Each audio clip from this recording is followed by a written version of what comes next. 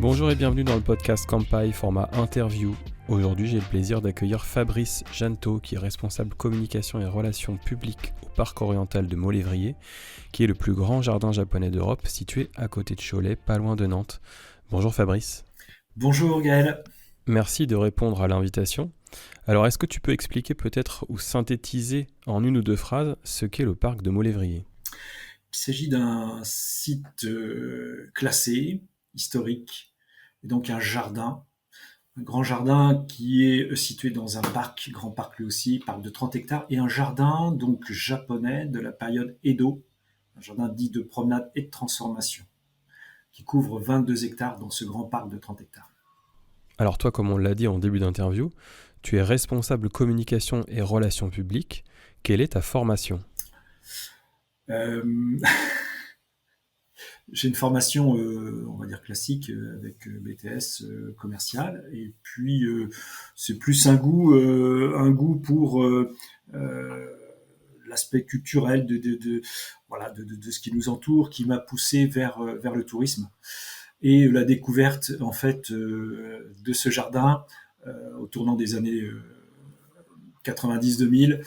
Voilà, j'ai eu la chance de découvrir ce jardin et puis petit à petit de m'être pris de passion pour ce jardin qui est restauré en fait depuis le début des années 80. Alors, est-ce que tu avais un intérêt particulier pour le Japon avant de travailler à Maulévrier ? Et même peut-être, est-ce que tu y as déjà voyagé ? Alors j'ai pas eu cette chance de voyager au Japon. Euh, je ne te cache pas que j'en rêve. J'ai des circuits partout au Japon, du nord au sud, est-ouest, enfin vraiment toutes les régions. Et puis avec un prisme particulier aujourd'hui, qui sont ces jardins extraordinaires. Par rapport à la culture, je pense que comme beaucoup, je me suis intéressé d'abord par le biais de la littérature, hein, aussi évidemment par le biais des films. Hein. Et puis petit à petit, on a pu voir aussi arriver tous les animes, etc. Donc oui, un petit intérêt pour la culture japonaise. Oui. Je pense, j'ai commencé avec les fantômes japonais autour de l'Afcadio Hearn, hein, voilà, exactement. Et puis après, dans les littératures, enfin, je suis tombé sous le charme de Rashomon, par exemple. Alors ça, c'est extraordinaire. Je parle même pas des sept samouraïs. Enfin voilà, c'est comme ça que je suis rentré un peu dans la culture du Japon. Depuis combien de temps tu travailles au parc de Maulévrier ? Alors moi, j'ai été recruté en 2008. D'accord. Et comment es-tu entré dans l'association ? Comme je disais, c'est un peu le hasard, la découverte de ce site. Ça, c'est au tournant des années 2000, alors 2004. Voilà, j'ai commencé à découvrir ce site. Et puis j'ai eu la chance d'être recruté en 2008. Voilà, et de connaître un petit peu la continuité, la restauration du jardin, et puis l'élan qu'il a commencé à prendre petit à petit, et le goût que le public a aussi pour ce type de jardin. Alors avant d'aller aborder vraiment le sujet du parc, le cœur évidemment de notre entretien, est-ce que tu peux nous résumer un petit peu ton métier au quotidien ? Quelles sont tes missions et qu'est-ce que tu fais au jour le jour dans le cadre de ton métier ? Alors, le métier que j'exerce là au sein du parc, alors j'ai beaucoup évolué au fil du temps, évidemment. Quand je suis arrivé, on était une petite équipe, donc on touchait un petit peu à tout, voire beaucoup à tout. C'était de l'accueil physique des visiteurs, mais aussi c'était aussi l'accompagnement des scolaires, l'accompagnement des groupes, donc des visites guidées pour les groupes adultes, des animations scolaires. C'est aussi tout ce qui était lié alors, à la communication du jardin. Alors c'est l'animation des réseaux sociaux. C'est aussi le site internet. Hein, essayer de le tenir à jour. C'est pas essayer, c'est le tenir à jour.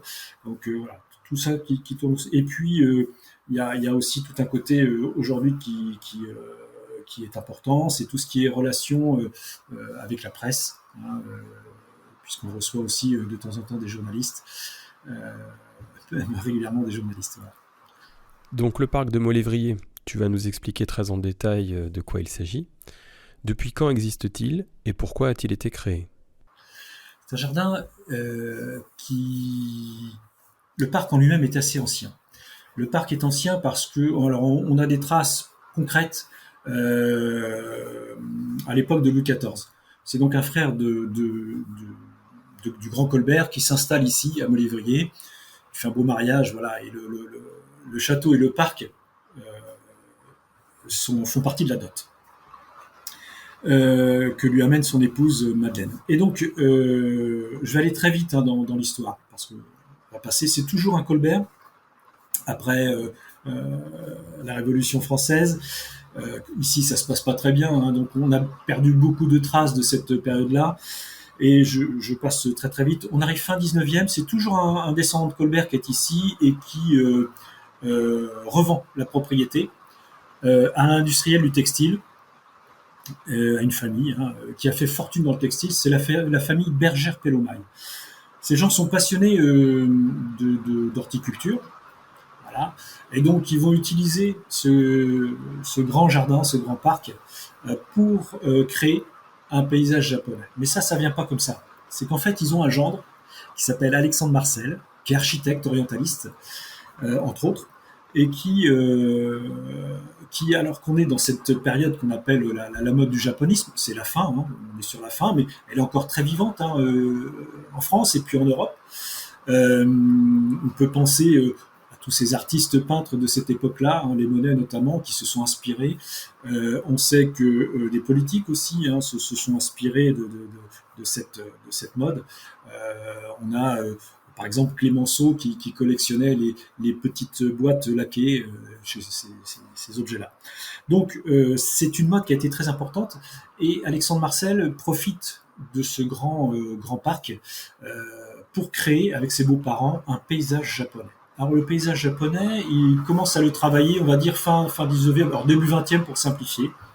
Et les grandes lignes du jardin, elles sont créées jusque dans les années 1913, juste avant-guerre, quoi, hein. Donc de 1900 jusqu'à avant-guerre. Alexandre Marcel, d'ailleurs, va construire la maison de l'ambassadeur de France au Japon. Maison qui sera détruite lors du grand tremblement de terre du Kento en 1923. Donc il a une connaissance un petit peu du Japon. Il réalise ce paysage. Alors, pour continuer l'histoire, hein, la famille Bergère Marcel va donc habiter ici jusqu'à la fin de la Deuxième Guerre mondiale. En septembre 1945, ils revendent la propriété, donc, avec le paysage japonais. Et à partir de là, nous, on sait que le jardin n'est plus entretenu du tout. Et quand je dis plus entretenu, ça devient une friche. C'est même en train tout doucement d'être transformé en exploitation agricole. Et il est décidé, in extremis, de sauver ce paysage. On est au début des années 80. Et là, c'est la commune de Molévrier qui rachète le parc. Et ce sont les premiers travaux de restauration. Donc c'est une association qui est créée, première association qui est constituée avec des bénévoles, donc, et qui commence à restaurer le jardin. Donc on défriche, hein. Quand je dis défricher, c'est le mot, hein. On défriche, et puis en même temps, il y a des recherches qui sont faites sur l'histoire du jardin. Il y a des gens de Molévrier qui ont travaillé pour la famille Marcel Bergère, donc qui connaissaient l'existence de ce jardin. Il existe aussi, donc on a contacté hein, les descendants de la famille Marcel, on a retrouvé des images, des photos, on les voit d'ailleurs dans le jardin, habillés en kimono, etc. Donc ça a permis en fait ça de restaurer le jardin. Début de la restauration, donc début des années 80, ouverture au public 1985, et puis la chance, c'est 1987, on invite des professeurs japonais qui sont en visite en France et qui ont un intérêt, enfin un point de visite, qui est le fameux aussi jardin Albert Kahn à Boulogne. Hein, donc le paysage japonais d'Albert Kahn à Boulogne-Billancourt. Et là, ils viennent voir le parc, ils font la promenade, et c'est à ce moment-là qu'il y a cette expertise un petit peu plus pointue. Il nous explique qu'il s'agit d'un jardin japonais de la période Edo, 17e, 19e siècle, et un jardin dit de promenade et de transformation. On fait partie de ce genre, de ce type de jardin. À partir de là, évidemment, la restauration devient, je ne vais pas dire plus simple, mais on sait là où on va. Et aujourd'hui, on continue à travailler avec ces professeurs, tous, hein, évidemment, certains ne sont plus là, mais on a par exemple Makoto Suzuki, qui revient nous voir régulièrement, qui est aujourd'hui président d'une antenne d'université agricole de Tokyo, euh, et qui est revenu dernièrement, donc c'est 2022, si je ne dis pas de bêtises, voilà, avec quelques-uns de ses élèves, et ils ont pratiqué la taille, etc., taille japonaise dans le jardin. C'était magnifique. Donc aujourd'hui, tu l'as dit, le parc est géré par une association loi 1901. On sait qu'il y a une vingtaine de personnes qui travaillent dans cette association, si je ne m'abuse, dont 8 jardiniers. Est-ce que tu peux nous expliquer l'organigramme et justement, autour de ces 8 jardiniers, comment se structure l'association, comment elle fonctionne, pour faire en sorte que tout fonctionne? Oui, il s'agit bien d'une association, loi 1901. Il y a un petit peu plus d'une centaine de bénévoles, 120 à peu près, donc une centaine qui sont actifs. Et quand je dis actifs, c'est très régulièrement, hein, qui sont présents au sein du parc. Leur rôle, c'est le soutien qu'ils apportent aux salariés. Les salariés, aujourd'hui, on est 25 salariés de l'association à temps complet. Et là, dans la période d'ouverture, on double le nombre de salariés. On a donc des contrats à période à durée déterminée, donc sur la période estivale ou la période d'ouverture plutôt. Donc entre l'ouverture mi-mars jusqu'à mi-novembre, on double le nombre de salariés sur le jardin. Le rôle donc des bénévoles, c'est ça, c'est un soutien. Hein, ils peuvent le faire de plein de manières, notamment quand on crée des événements dans le jardin. On a par exemple un salon national du bonsaï, donc qui peuvent être présents pour accueillir, donner des coups de main pour l'accueil des visiteurs. L'accueil aussi des bonsaïkas qui sont présents lors de cet événement. On a aussi un événement autour du cosplay. Même chose, donc là, ils aident à accueillir le public, mais aussi les cosplayers, nos invités cosplayers, donc ils vont les accompagner pour les aider dans leur déplacement dans le jardin pendant la journée pour les animations. Et puis, évidemment, dans les différents métiers pratiqués par les salariés, on va retrouver un petit peu de tout, hein, comme sur un site touristique classique. Ça va des rôles de l'accueil, donc billetterie, hein, gestion des groupes qui viennent visiter. On va retrouver après une équipe animation. Dans l'équipe animation, deux rôles spécifiques. Un rôle pour l'accueil des scolaires. Et là, on reçoit aussi beaucoup de scolaires avec des animations spécifiques au jardin japonais. Donc, création de jardin japonais, création de pré-bonsaï. On a aussi des ateliers haïku. On a évidemment des ateliers découverts du jardin, hein, forcément. Donc voilà, la partie dite scolaire et puis la partie animation. Alors là, l'animation, c'est ce qu'on a évoqué, par exemple avec le Camiplay. Camiplay, donc qui est l'événement, enfin c'est pas un événement, mais le week-end cosplay. On commence d'ailleurs notre saison avec quelque chose de très très japonais, qui est le hanami. Le hanami, donc on va pique-niquer sous les cerisiers. C'est juste avant que le printemps arrive, donc cette première floraison. Alors chez nous, ce sont des cerisiers accolades, une floraison magnifique. Hein, c'est une floraison très très légère, un rose très très tendre, et on n'a que cette fleur dans le jardin. Alors, on a un petit peu d'autres, il y a les camélias qui sont là, on a quelques magnolias, notamment le stellata, qui a un parfum incroyable. Mais on a ces beaux cerisiers. Et au Japon, c'est une tradition, hein, on va pique-niquer sous les cerisiers, c'est en fait le printemps qui arrive. Et nous, c'est le seul moment où on autorise aussi le pique-nique dans le jardin. Donc, nos amis bénévoles sont présents pour donner des coups de main, pour pouvoir indiquer les endroits où les gens peuvent pique-niquer, etc. Évidemment, c'est un jardin qui, dans les autres métiers, là aussi important. Bon, je passe l'aspect communication qui est important, mais évidemment, on est présent, on fait vivre le jardin, tout ce qui va être autour des réseaux, hein, entre autres. Évidemment, il y a d'autres opérations à mener qui sont importantes, mais en gros, voilà, on va plutôt nous récolter tout ce qui est information autour du jardin, à commencer par son histoire, et puis c'est de voir comment on peut la retransmettre au mieux pour les promeneurs. On a aussi une équipe de jardiniers, hein, comme évoqué, qui est assez importante. Dans ces jardiniers, on a aussi quelques apprentis. On a 2 apprentis qui sont présents. Et leur rôle, il est primordial, hein, puisque c'est eux qui travaillent dans le jardin et qui vont donner cet esprit, cette âme toute particulière au jardin. Alors, on a la chance d'avoir un chef jardinier qui est là depuis le début des années 90, on va dire donc plus de 30 ans. Et puis une équipe de jardiniers là aussi qui est présente depuis assez longtemps. Donc ils ont cette connaissance presque intime du jardin. Et ce qui leur permet, comme ils sont là quotidiennement, hein, de pouvoir travailler, agir et réagir au bon moment. Et ça se sent dans le jardin, dans la promenade, parce que voilà, on a ce jardin qui est qui est très travaillé, sans que ça se voit. C'est aussi tout l'art de ce type de jardin. On navigue entre espaces qui semblent naturels, le plus naturel possible, et puis tout à coup on aperçoit ces tailles extraordinaires qui sont les tailles en nuages ou qui sont les tailles en moutonnement. Hein, donc carré-commis pour les tailles en moutonnement, il en existe plusieurs types d'ailleurs, et puis le danzakuri, la taille en nuages.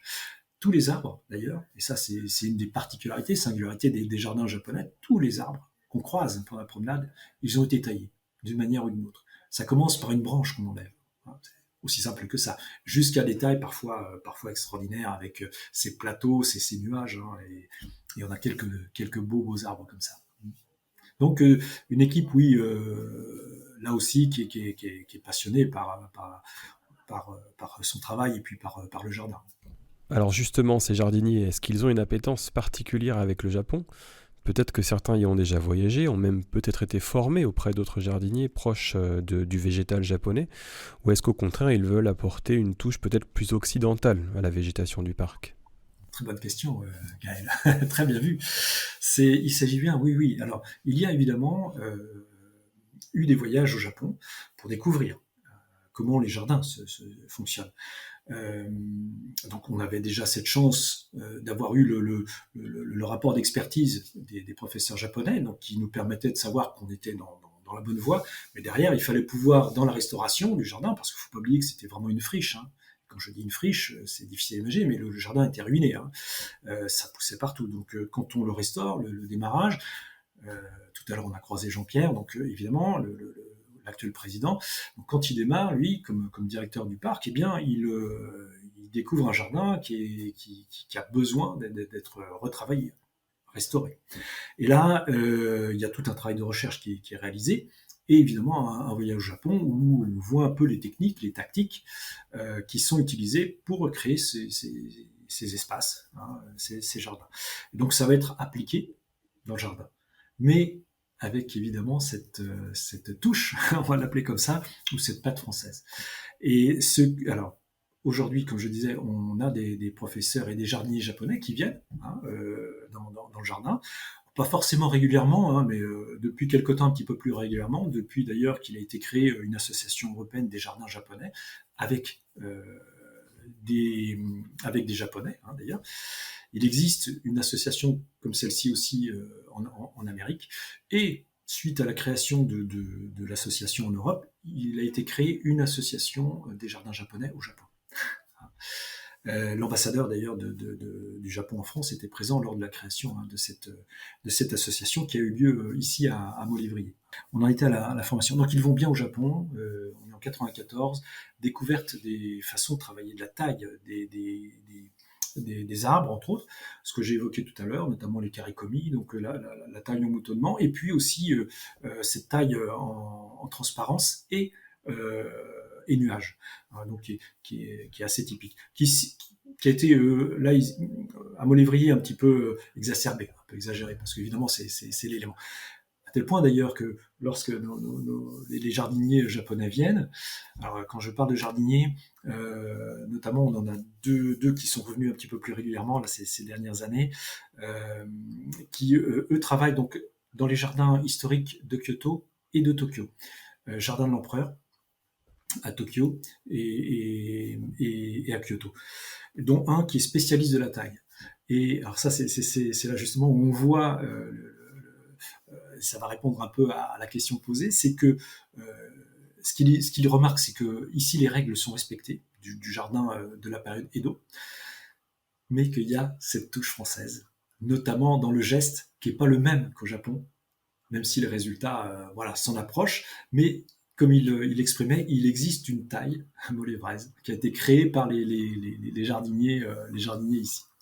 Et c'est normal. Et en fait, l'explication, c'est que chaque jardin japonais a ses propres jardiniers et donc une spécificité. Et là, voilà. Et ça leur plaît, mais énormément. Et pour continuer d'ailleurs dans l'esprit, là on va retourner un petit peu sur l'histoire. Dans les premières visites, il y a quelque chose qui a vraiment surpris les professeurs japonais. Il y a des assemblages de pierres dans le jardin, il y a des mises en scène qui pour eux n'ont pas pu être réalisées par même un grand connaisseur des jardins européens, c'était pas possible. Le Japon s'était ouvert depuis peu de temps, 1854 avec Perry, sauf erreur 51 ou 54, j'ai un trou de mémoire. Donc le Japon s'était ouvert depuis trop peu de temps pour qu'un Européen ait pu avoir cette connaissance aussi précise. Je donne un exemple, on a ce qu'on appelle une île de la grue et une île de la tortue dans le jardin. Il y a ces deux îles qu'on appelle nous les îles des bienheureux, avec le pont rouge qui les relie à la terre ferme. Donc là, c'est en fait aussi une image de la création du monde, avec les deux kami, Izanagi, Izanami, qui arrivent, etc., et qui créent les îles des bienheureux qui deviendront les îles du Japon. Et sur les îles, l'île de la grue, à Tsurujima, donc il y a nous, ce qu'on n'avait pas du tout vu, d'ailleurs, dans une représentation d'une grue, avec donc un assemblage de pierres. Ils l'ont vu tout de suite, forcément. Ils étaient dans leur... Et ça les a touchés assez fortement. Et dans un autre endroit qui s'appelle la colline imitation, même chose. Ça a été une de leurs premières réflexions, c'était de dire, mais ici, c'est un maître japonais qui a posé les pierres. On connaît le lien qu'ils ont avec les pierres, donc dans les jardins, on ne déplace pas les pierres comme ça, de manière aléatoire et anodine, c'est toujours réfléchi et il y a toujours un sens. À tel point d'ailleurs que dans cette colline d'imitation, tout dernièrement, donc ça c'est le professeur Fuji, qui nous a demandé, on est en 2022, d'installer un shimenawa. Donc, cette corde sacrée, qui est en paille dorée au Japon, ici elle est en lin, on respecte les éléments qu'on trouve par chez nous, donc Bord-de-Loire c'est le lin qui est cultivé.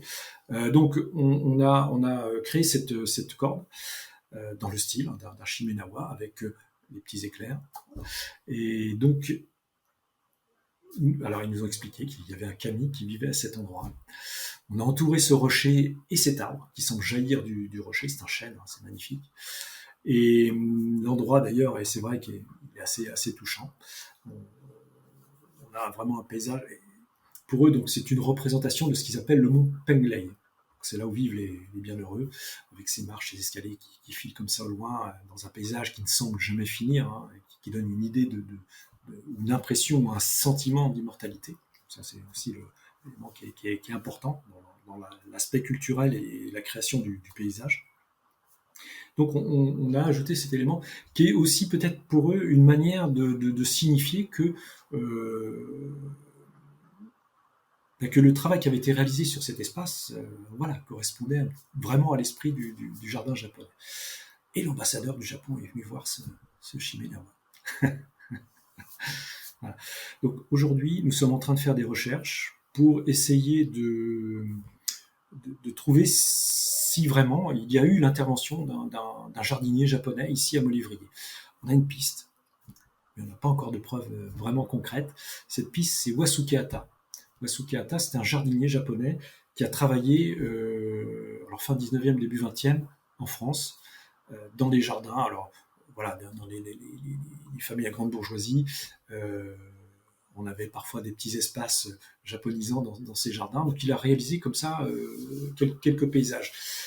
Bon, pour l'instant, il nous manque cette preuve concrète. On a simplement la supposition de nos amis japonais, voilà, par rapport à leur regard et à leur connaissance de ces mises en scène, et notamment de la mise en place de ces rochers. Il y a sans doute eu l'intervention de quelqu'un qui avait une connaissance très très précise de la façon de faire. Alors tu as commencé à l'évoquer avec ces îles que tu nous décrivais. Le parc de Molévrier, c'est une promenade avec différents espaces. Est-ce que tu peux nous décrire ces différents espaces ? Qu'est-ce qu'ils représentent successivement ? Alors le jardin, nous on évoque souvent un jardin qui justement est une représentation de la vie de l'être humain au travers des circulations. Donc déjà, pour situer le jardin de la période Edo, il y a quelques règles à respecter. C'est un jardin de promenade, voilà, et qui va dans le sens euh, du soleil, donc de la course du soleil, pardon, d'est en ouest. Et on réalise une boucle, on revient sur ses pas. Là, on a essayé d'avoir, alors évidemment c'est une interprétation, hein, je ne pas avoir la vérité, mais essayer de représenter comme ça l'évolution de la vie de l'être humain, donc avec une introduction qui est l'enfance, la jeunesse, l'âge adulte, la maturité, et puis on file vers la sagesse. Et on a bien comme ça trois espaces un petit peu différents. Quand on rentre dans le jardin, on commence à voir quelques éléments qui se mettent en place, les rochers, les tailles japonaises, et puis on avance, et on va arriver autour d'une pièce d'eau, une grande pièce d'eau, et dans cette grande pièce d'eau, ici on a pas mal de fabriques, d'arbres taillés, justement, en plateau, donc les nuages et la transparence, et puis des paysages qui, au fil de cette promenade, vont évoluer. On a plusieurs éléments bien marquants, hein. Ça va être les perspectives, les paysages changeants. Donc, dans ces perspectives, on a celle où on voit la pièce d'eau qui simule comme ça. On a un jardin, un jardin, oui, le jardin dit de la pagode, qui pourrait s'apparenter un petit peu au jardin de thé. On a un embarcadère, donc qui va rappeler qu'on a des paysages du Japon. Hein, c'est un rappel en miniature de ces paysages du Japon. On parle, comme si on était au Japon, on part de la montagne, on file vers la plaine, et la mer. Et donc ça aussi c'est le rappel que nous font les professeurs japonais quand ils viennent. Hein. Ils voient eux tout de suite la montagne quand ils sont dans le jardin, justement ce jardin de plaine, et puis on file comme ça vers la mer. Donc jardin de la pagode, le jardin d'ombre et de lumière. On file un petit peu plus loin, on a un espace là qui est lié à l'histoire, donc Alexandre Marcel, architecte orientaliste, qui crée pour l'exposition universelle différents éléments, notamment le panorama, un pavillon dit le panorama du tour du monde, dans lequel il y aura des éléments japonais. Et dans ces éléments, il va ramener justement une fabrique qui représente un temple plutôt indien, euh, voilà, mais qui se marie bien avec le paysage. On file un petit peu plus loin et on va retrouver ce pont rouge avec les îles des Bienheureux, donc une île de la Grue, Tsurujima, une île de la Tortue, Kamejima. Et puis on file, et là on arrive dans cet espace, la colline des méditations. Donc ce paysage qui pourrait être une représentation du fameux mont Penglei ou le mont Horai. Hein, là, il y a plusieurs appellations. Donc ce sont des éléments très visuels. Et d'ailleurs, on se retourne et là, on a encore des vues sur le lac. On a encore aussi un autre paysage qui est la butte aux azalées. Donc on continue la promenade, on file un petit peu plus loin et là on arrive vers ce paysage de plaine encore avec l'île du soleil couchant. Et là, on se retrouve dans des paysages bien plus doux, bien plus érodés par le temps, qui vont évoquer la sagesse. Même les rochers sont plus ronds. D'ailleurs, dans tout le jardin, les rochers sont assez ronds. Hein, ils sont très typiques de la région, hein, des granites qui ont été usés par le temps. Ce qui fait dire d'ailleurs aux professeurs japonais qu'on a un jardin féminin. On a un jardin plus féminin parce que les rochers sont beaucoup plus ronds. Dans les jardins japonais, certains qui sont des jardins de daimyo, de samouraï, les rochers sont plus pointus. Donc il y a un aspect plus agressif, plus masculin. Voilà. Donc voilà, jardin plus féminin. Et là, on le voit bien, les collines sont douces, érodées par le temps. Voilà, plus représentative de cette sagesse. On s'est débarrassé du superflu, quelque chose de bien plus doux. Quelques azumaya, évidemment, hein, qui se mettent en place. Azumaya, donc ce sont les éléments en bois construits et qui en fait sont des petits bâtiments en bois qui permettent aux promeneurs, enfin les jardiniers les ont positionnés à certains endroits pour aiguiller le regard du promeneur. Soit ça attire l'œil, on va le regarder, et là ça nous met devant comme un tableau hein, qui est construit ou qui est intéressant visuellement. Ou bien quand on se positionne dans la Zoomaya, je pense à l'embarcadère, là on a quasiment un tableau avec le cadre qui s'inscrit. C'est l'idée de la fenêtre paysagère qu'on retrouve tout le long de la promenade. Et ce qui est classique à ce type de jardin. Et puis, quand on continue, on va un petit peu plus loin. Aujourd'hui, on a installé une porte. Alors ça, c'est une partie du jardin qui est en devenir. C'est donc la vallée des bambous, avec une porte spécifique un peu à la japonaise. Voilà, et on va rentrer dans une prairie de bambous. Quand on dit prairie, on pense à de l'herbe pas très très haute. Le bambou est une herbe. Mais c'est on imagine du bambou de 4-5 mètres de haut. Donc c'est en train là de pousser. Voilà pour la majorité des ensembles. On a donc d'autres parties du jardin qui sont sur coteaux. Il faut imaginer le jardin, il s'inscrit dans un vallon entouré de coteaux. Donc on imagine assez facilement les montagnes, les collines comme au Japon. On a des allées où on peut justement se promener dans le coteau. Ça renouvelle les points de vue qu'on a en plus sur le jardin. On a un escalier de 64 marches, je pense sur le symbolisme, etc., qu'on va retrouver en Chine et au Japon. Et puis, il y a quelques éléments là aussi qu'on a rajoutés, qu'on travaille d'ailleurs avec les jardiniers japonais. On a une très vieille allée d'if, alors pour certains sans doute bicentenaire, qui se termine par un endroit où on a commencé un jardin de pierre avec les jardiniers japonais. Et là, on va continuer au fil des années à travailler cet élément avec eux. Et on fera des workshops avec eux.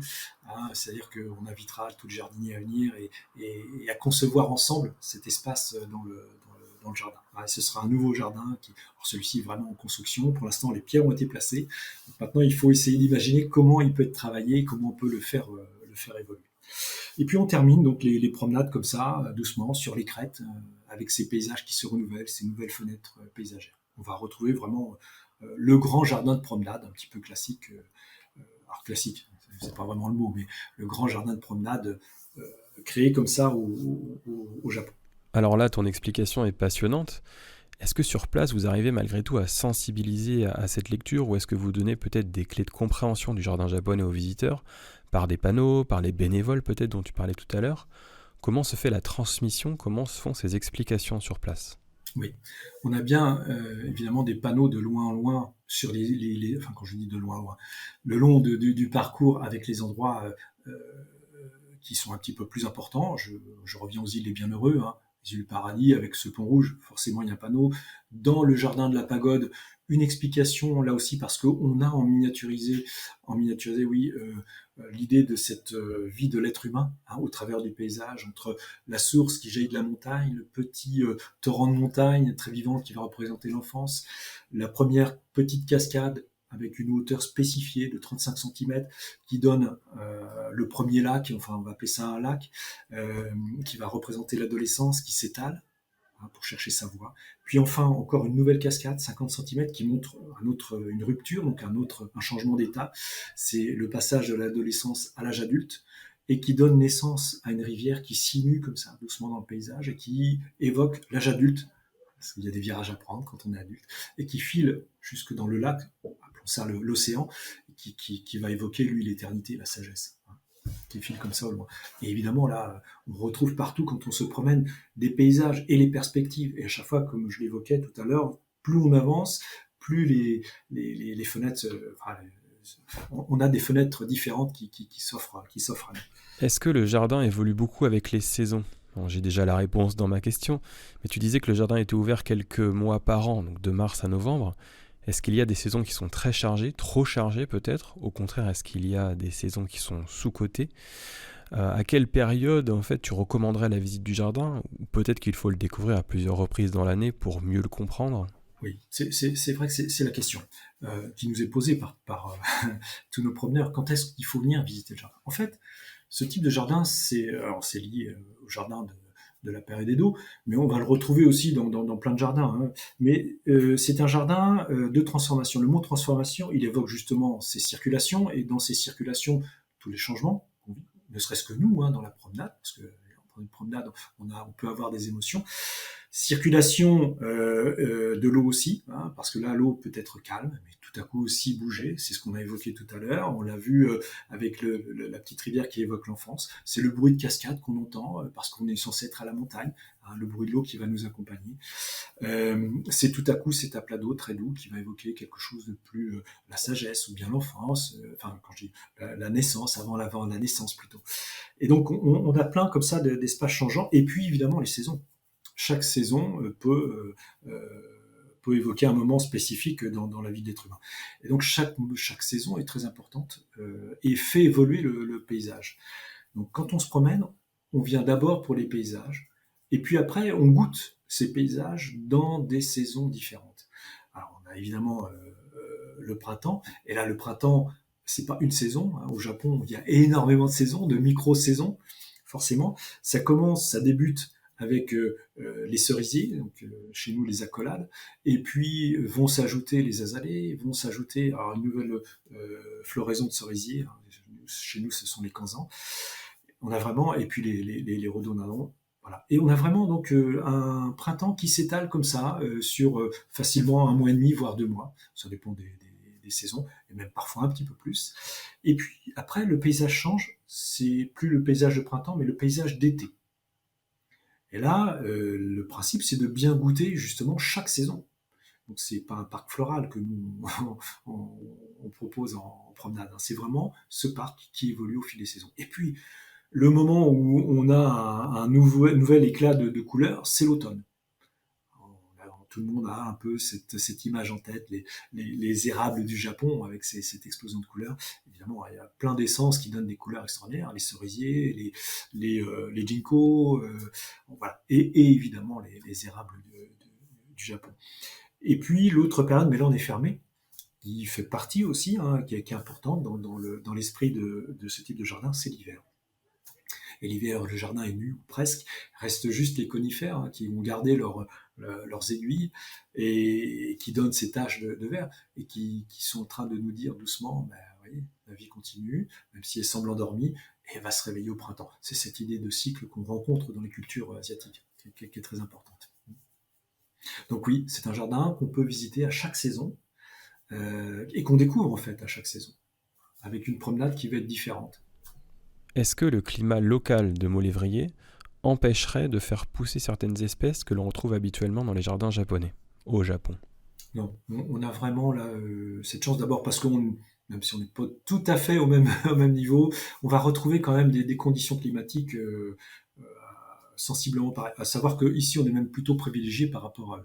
On n'a pas des changements de température aussi marqués, les hivers sont plutôt froids au Japon, et les étés plutôt très chauds et humides, ce qui n'est pas forcément le cas chez nous. Nous, sachant qu'on est tempéré, donc la plupart des végétaux se sont très très bien adaptés ici.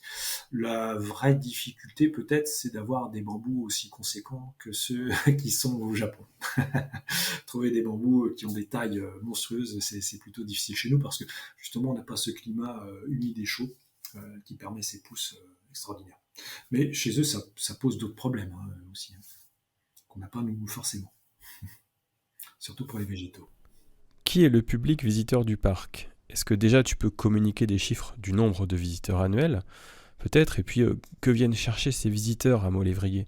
Comment réagissent-ils à la découverte du parc en fonction des saisons, bien sûr? On l'a dit, donc le parc est situé dans l'ouest de la France. Pour situer, donc pas très très loin de Nantes, comme on le disait, qui est la grande ville la plus proche. Est-ce qu'on a vraiment que des visiteurs locaux, ou au contraire, est-ce que vous avez des visiteurs qui viennent d'un peu tout le pays, et parfois même d'un peu plus loin?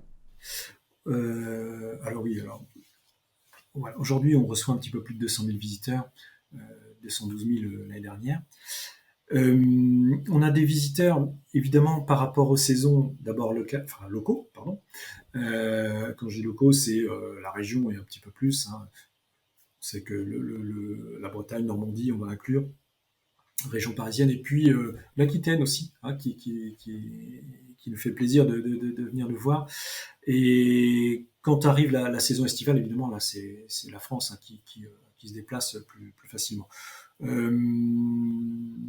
Des visiteurs étrangers, oui, oui, oui, oui. Alors par contre, ça reste sensiblement le même nombre de visiteurs étrangers que chez les autres sites de proximité, là, près de chez nous. C'est-à-dire que les gens visitent la région, donc ils en profitent pour venir nous voir aussi. Ou le contraire, enfin là, je n'ai pas forcément les données précises.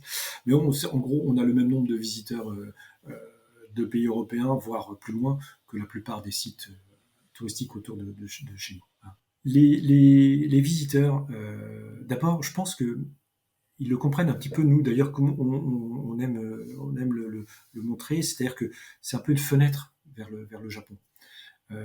Au travers de nos animations, on essaie de garder cet esprit. Alors, on n'est pas plus japonais que les autres, pas du tout, hein, c'est pas du tout le but. On n'est pas non plus des spécialistes de la culture du Japon, comme peut l'être Kanpai. Nous, c'est vraiment, on reste des jardiniers, et puis on ouvre le jardin, voilà, fenêtre ouverte un peu sur le Japon, et on fait de temps en temps. Et je pense que les gens ont cette curiosité de découvrir quelque chose de singulier. Et c'est vrai que ce jardin est singulier, c'est une rareté. Hein. Il y a d'autres jardins japonais en France, évidemment. Mais comme celui-ci, aussi grand et avec des éléments très, très marqués, là, c'est quand même quelque chose de singulier. Et la réaction des visiteurs, c'est une réaction qu'on rencontre dans beaucoup de jardins, et notamment le jardin japonais aussi. Euh, Comment je pourrais le dire? Il y a un côté, ce sont des jardins, à celui-ci en tout cas aussi, mais comme tout le jardin, il a un charme vraiment très fort. Il le transmet avec beaucoup de facilité aux visiteurs, et ça les transporte, ça les transporte dans le sens où ils voyagent, hein, quand ils sont dans ce jardin. Et ça nous arrive même parfois, les souvenirs que j'ai de l'accueil, de voir des gens arriver, ils ont fait de la route, ils sont un peu fatigués, des fois c'est un bonjour un peu rapide, voilà, et ressortir et venir nous voir, et sentir que le jardin leur a, voilà, donné de l'énergie, les a changés un petit peu. Hein. Et ils nous remercient parce qu'ils sont. Le jardin a ce côté. Il est très doux. C'est vraiment ça qui ressort beaucoup des visites. Le fait de voyager, le fait de découvrir une autre culture, et puis ce côté calme, serein, l'inquiétude qui se dégage du jardin. Est-ce qu'il y a des difficultés au quotidien dans la gestion ou l'entretien de ce type de parc ? Quelles sont les plus grosses contraintes ou alors les challenges que vous pouvez avoir à gérer le parc au quotidien ? Forcément, hein, c'est un jardin, faut imaginer, il y a toujours l'idée de restaurer le jardin, il y a aussi des éléments qui ont été créés avec les professeurs japonais. Donc forcément, c'est pas anodin, donc c'est quelque chose qui est très fort. Il faut savoir que l'association aujourd'hui a en charge donc tout ce qui est l'entretien du jardin, plus les salaires, hein, aussi de tous les salariés, et ne touche pas de subvention, hein, de fonctionnement. Donc là aussi, c'est quand même important. Donc on sait que nos promeneurs, en venant visiter le jardin, eh bien, participent à l'entretien et à la vie de ce jardin. L'idée étant pour nous de transmettre le jardin pour les années à venir, hein, les générations futures. Il y a ça, et puis l'autre élément qui est plus complexe, c'est comment on va parler de réchauffement climatique, forcément, comment le jardin va évoluer au fil des années en raison de ces changements climatiques. On a, nous, déjà remarqué des effets sur les arbres, forcément, parce qu'on a des périodes plus sèches, plus chaudes. On a aussi des périodes, nos saisons qui se décalent. Quand j'ai commencé à me promener dans le jardin, on va dire au milieu des années 2000, eh bien, on voyait les azalées au mois de mai. Aujourd'hui, c'est avril. Les floraisons des cerisiers, c'était avril. Aujourd'hui, c'est deuxième quinzaine de mars. Ouais, des petits éléments comme ça. Et puis, certains arbres qui souffrent vraiment de ces températures. Il y a quelques variétés d'arbres qui n'aiment pas forcément les grosses températures. Voilà, ça, c'est les difficultés. Donc, là aussi, dans la création, il y a certains éléments, on y est attentif. Alors, c'est vrai que le jardin, ça fait très très longtemps, dans sa gestion, qu'on est plutôt très économe. En gros, nous, on ne s'amuse pas, on n'a jamais arrosé les pelouses, par exemple. Enfin, quand je dis pelouse, on a des prairies, donc on les a jamais arrosées. Toutes ces choses-là, donc ça c'est important. On sait qu'on a un arrosage qui est toujours dirigé. Là, on a des massifs, évidemment, je parlais des azalées. Donc ça, c'est arrosage, et ça depuis très longtemps. On a aussi, on paille aussi, évidemment. Et là, c'est toutes les tontes, etc., toute la récupération, on le fait depuis très longtemps. Il n'y a pas de produits phytosanitaires non plus depuis des années d'utiliser. Donc on a un endroit qui est vraiment très, très naturel, très préservé. Euh, et on essaie de gérer au mieux tous ces éléments.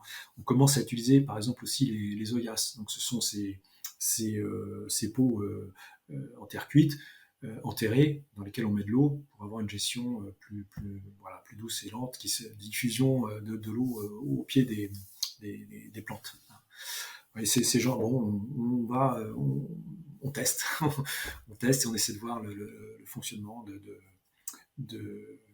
de techniques. On a créé aussi un jardin dit du sud Japon, donc un jardin un petit peu plus rocailleux, qui nécessite encore là aussi avec des plantes qui supportent plus la chaleur et qui supportent, comment dire, qui ont besoin de moins de ressources en eau pour pouvoir se développer. Alors tu parlais de nouveaux espaces, justement le parc évolue. Est-ce qu'il est amené encore à évoluer à l'avenir ? Est-ce que vous avez des projets qui seraient amenés à le faire grandir, à nous présenter en fait des espaces encore différents ? Est-ce qu'il y a des choses que vous aimeriez ajouter dans le parc, peut-être pour lesquelles vous êtes bloqué pour différentes raisons, budgétaires ou autres ? Voilà, qu'est-ce qui est prévu pour l'avenir du parc de Maulévrier ?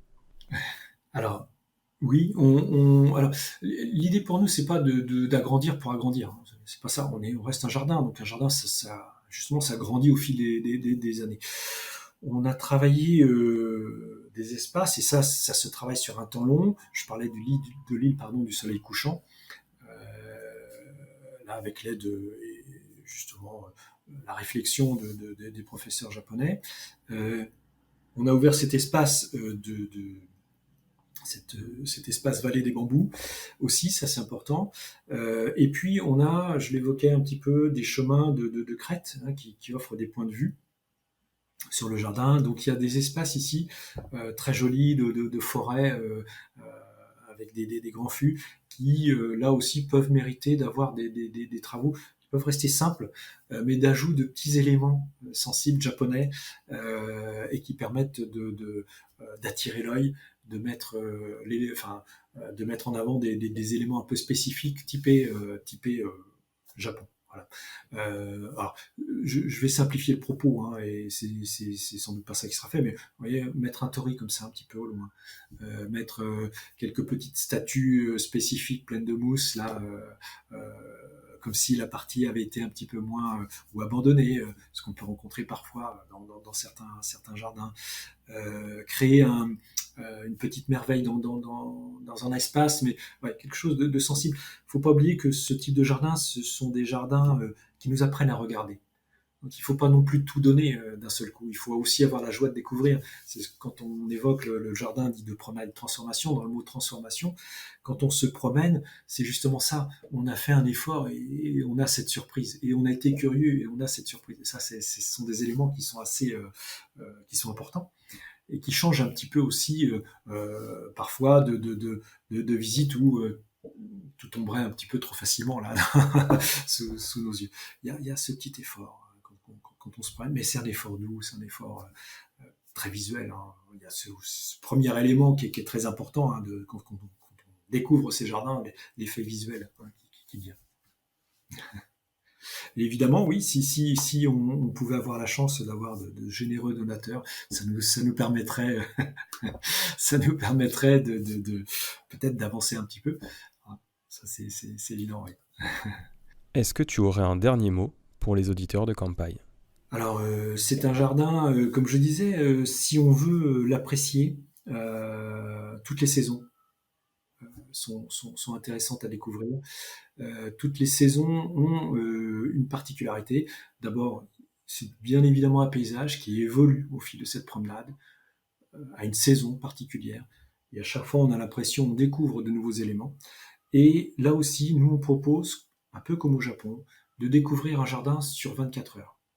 c'est pas aussi simple que ça, mais c'est-à-dire qu'on propose la visite et le jour et la nuit, tout en sachant que ce sont 2 visites bien distinctes.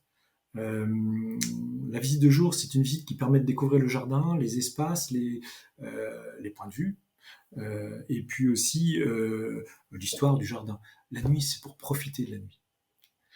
Et c'est un petit peu comme si on faisait, alors là, je donne mon interprétation, une visite sous une lune, voilà, une pleine lune, et que là on redécouvrait quelques zones du jardin. Tout n'est pas éclairé. C'est pour profiter de la nuit.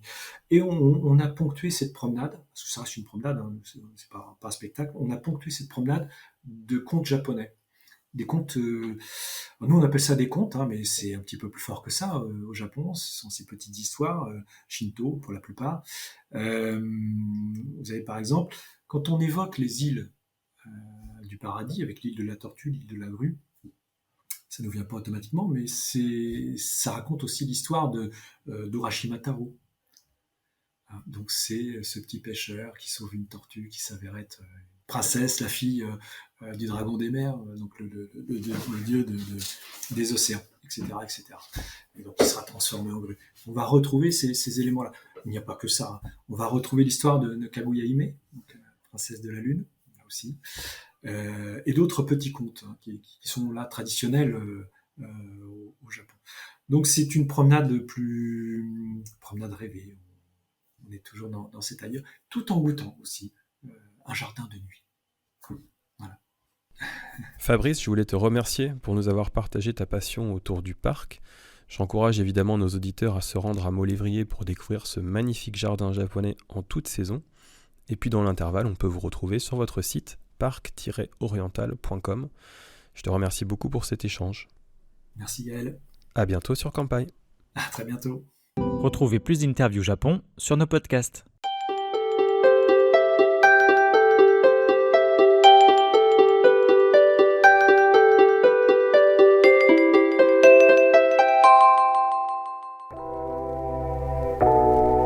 Merci d'avoir écouté cet épisode du podcast Kampai.